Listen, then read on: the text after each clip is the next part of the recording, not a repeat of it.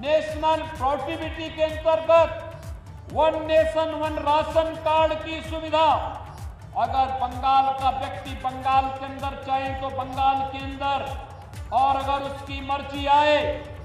तो वह देश के अंदर जहां कहीं रहता है राशन कार्ड से राशन लेने का लाभ ले सकता है। लेकिन टीएमसी की सरकार ने नेशनल पोर्टेबिलिटी को यहां लागू ही नहीं करने दिया, जिससे बंगाल के नागरिकों को राशन की सुविधा का लाभ नहीं मिल पाता है। केवल चंद टीएमसी के गुंडे खाद्यान्न घोटाले में लिप्त होकर के यहां के नागरिकों के खाद्यान्न को हजम करने का कार्य कर रहे हैं। मित्रों, बंगाल के अंदर छल छद्म और धोखे से यहां पर लव जिहाद की घटनाओं को भी अंजाम दिया जा रहा है। हम लोगों ने यूपी के अंदर कानून बना दिया, लेकिन बंगाल के अंदर क्योंकि तुष्टीकरण की राजनीति है, न वह गौ तस्करी को यहां की सरकार रोक पा रही है और न ही लव जिहाद की उन घातक गतिविधियों को जिसका दुष्परिणाम आने वाले समय में बड़ा खतरनाक होने जा रहा है, वह यहां की सरकार इसको रोकने में पूरी तरह विफल है। और इसीलिए आज हम सब परिवर्तन यात्रा में आप सबका आह्वान करने के लिए आए हैं। जो सरकार आपको सुरक्षा नहीं दे सकती, जो सरकार अपराधियों का संरक्षण दे रही हो, जिस सरकार को कानून का राज स्थापित करने में नहीं, जिस सरकार को एन केन प्रकारेण सत्ता में बना रहना ही अपना एकमात्र उसने युग धर्म बना लिया हो, उस सरकार के साथ जो गरीबों के लिए कार्य नहीं कर सकती, जो सरकार कमजोरों के लिए कार्य नहीं कर सकती, जो सरकार किसानों के लिए कार्य नहीं कर सकती, जो सरकार युवाओं के लिए कार्य नहीं कर सकती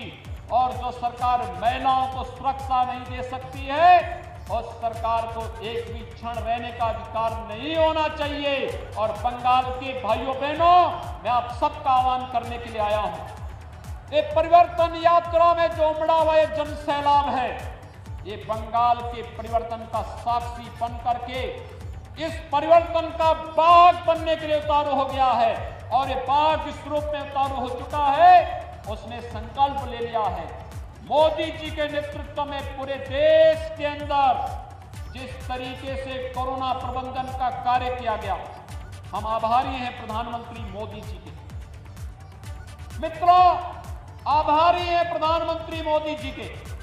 उन्होंने कोरोना कालखंड के अंदर गरीब कल्याण पैकेज की घोषणा करके हर गरीब को फ्री में राशन देने का काम किया, हर गरीब को गरीब कल्याण पैकेज का लाभ दिया, जनधन अकाउंट धारी को 500 रुपये महीने लगातार 3 महीने तक देने का कार्य किया, हर वृद्धजन को, हर निराश्रित महिला को,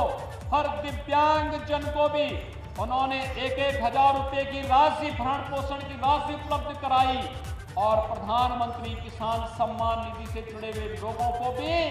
उस दौरान अतिरिक्त पैसे की व्यवस्था उन्होंने उस समय की थी। आत्मनिर्भर भारत पैकेज के अंदर भी उन्होंने एमएसएमई के लिए, परंपरागत उद्यम के लिए, भारत के गांवों के लिए, गरीबों के लिए, व्यापारियों के लिए एक बेहतर पैकेज की घोषणा की। कोरोना प्रबंधन में चाहे वह जिस भी राज्य ने जो डिमांड की, राज्यों को तो उसका लाभ दिया ही,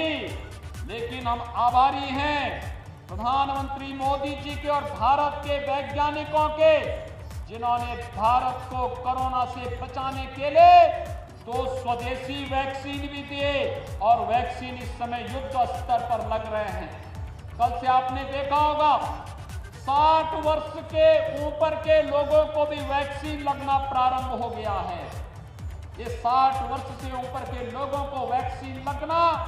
और भारत के नागरिकों के साथ साथ दुनिया के अपने मित्र देशों को भी वैक्सीन पहुंचाना, यह एक नया भारत की वह तस्वीर है जो दुनिया के अंदर भारत के 135 करोड़ लोगों की ताकत का एहसास करा रहा है और उस नए भारत के साथ नए बंगाल को भी आगे आकर की अंगड़ाई में सहभागी बनना पड़ेगा। और इसी आह्वान के लिए आज हम सब आपके बीच आए हैं। कल्पना करिए, ये बंगाल के अंदर टीएमसी की सरकार ने, उससे पहले कम्युनिस्टों ने, उससे पहले कांग्रेस ने कितनी बदहाल स्थिति पैदा कर दी।